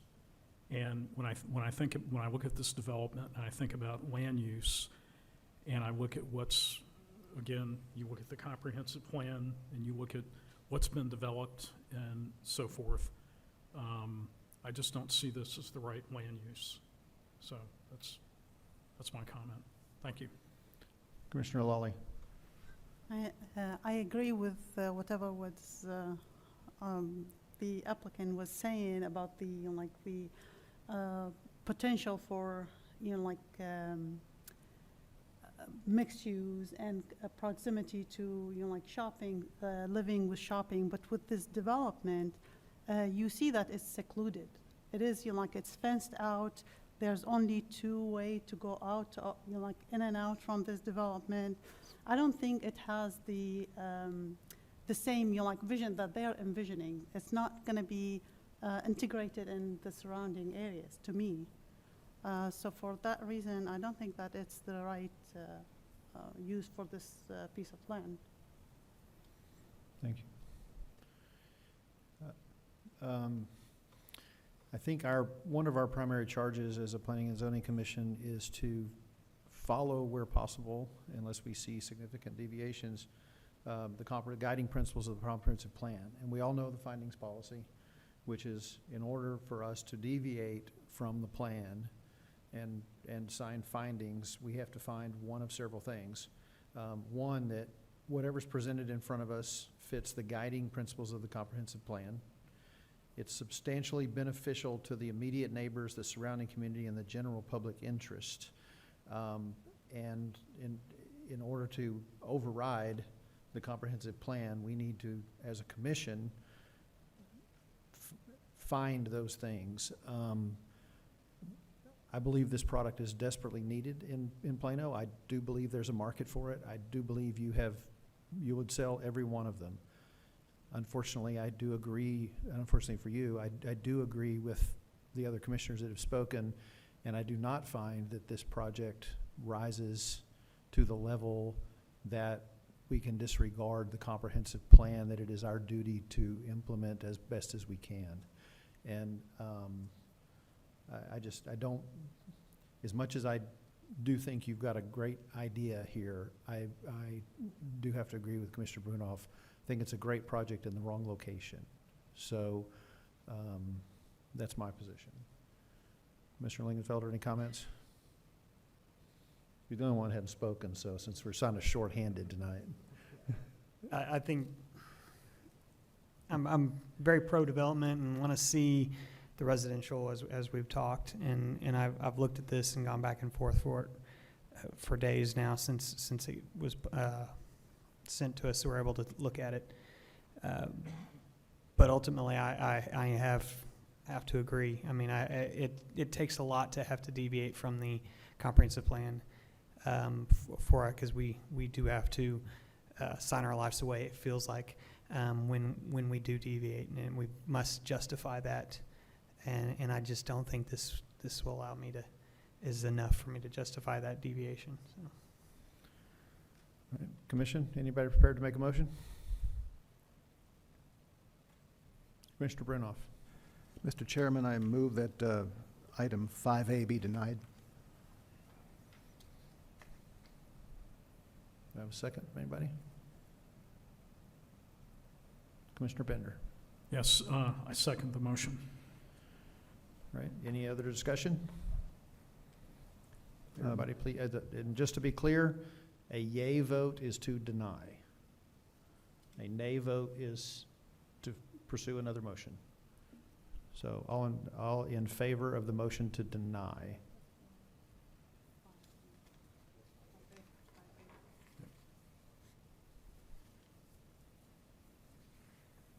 The motion passes 5-0.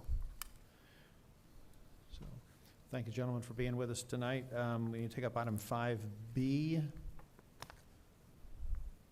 Commissioner Bender? Oh, I'm sorry. I thought your light was probably still left on from last time. I apologize. Commissioner Brunoff. Okay. I move that we deny item 5B. Commissioner Bender. Yes, I would second the motion. Any other discussion from the commission? All right, so just to be clear again, this is a motion to deny. So a yea vote is to deny, a nay vote is to consider a separate motion. All please vote. Motion passes 5-0. Item number 6.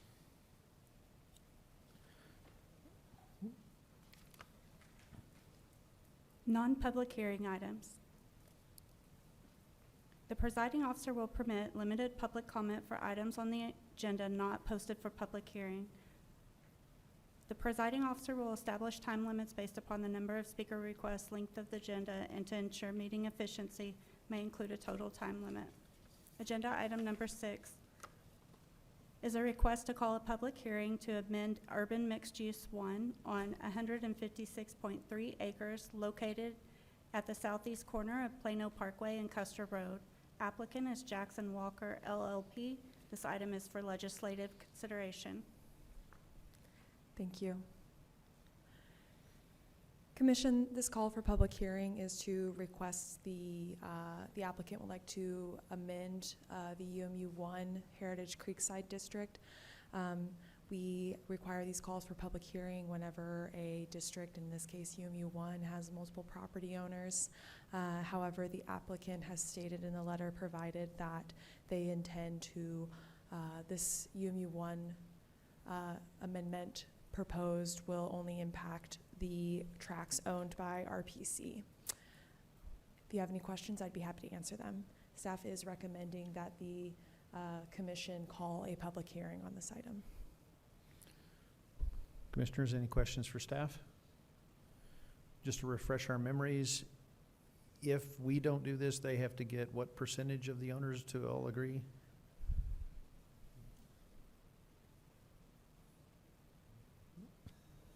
%100%. 100%, okay. So looking at the map, there's a lot of property owners out there. That's correct. Okay, great. Thank you very much for the clarification. All right, no questions from commission? All right, do we have any registered speakers on this item? I know it's not a public hearing, but There are 2 registered speakers. Both are applicants, Bill Dahlstrom and Kay Atkins. do y'all have a presentation tonight, or are you here to answer questions? Okay. Any questions for the applicant? No, seeing none? Commission, what's your pleasure? Commissioner Lingenfelter? I'd like to move that we approve and grant the public hearing as recommended by staff. Commissioner Brenoff? I second the motion. All right, we have a motion and a second. Any other discussion? Nobody? Please vote. Passes 5-0. Thank you, Mr. Dahlstrom, for hanging out with us tonight. All right, comments of public interest? There are no registered speakers for comments of public interest. All right. With that, that's the end of the agenda. I will adjourn the meeting at 8:01 p.m.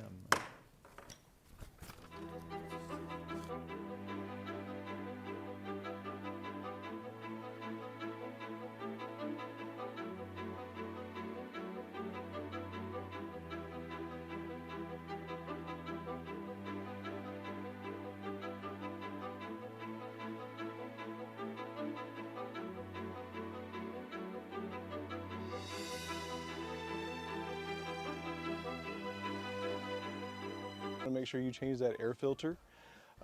At the very least, twice a year. Some people like to do it once a month. You know, if you've got 3 dogs or 3 cats or something like that, you got a little bit more stuff going on. Maybe 2 dogs, 3 cats. There you go. Maybe you need to change yours Once a month. yeah, once a month is probably better. The type of filter you can buy, there's a lot of it's like everything else. There's really cheap ones and there's really expensive ones. Typically, myself, I like to go for the medium because every now and then you can get one that's just too good of a filter. And everything's about airflow, and so if it's too good of a filter, the air's not flowing through well enough, and it's gonna, your AC is not gonna work as efficiently. This is the condensation drain line. This is as the AC is working over the summer, it gets hot, it produces a lot of condensation. What we